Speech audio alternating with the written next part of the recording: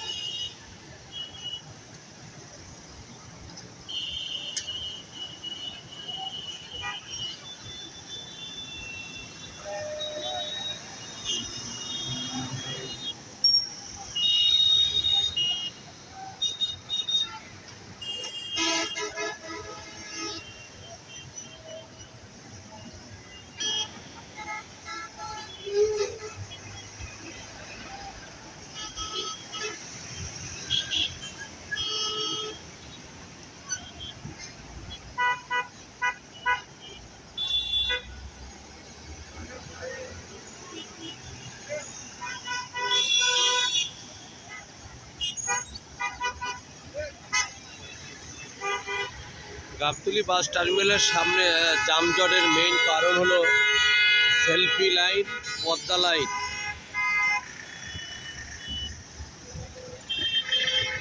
এরা উল্টাপাল্টা এলোপাতারি গাড়ি রাখে। টিপের সময় অনেকগুলো গাড়ি এক জায়গায় জড়ো করে রাখে রাস্তার ভিতরে।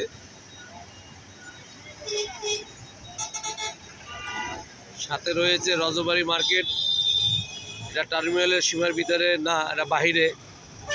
এখানে এই মার্কেটে সবাই কাউন্টার ভাড়া নিয়ে এখান থেকে গাড়ি ছাড়ে, এটা অনিয়মের ভিতরে। এরা আশা করি কর্তৃপক্ষ এটা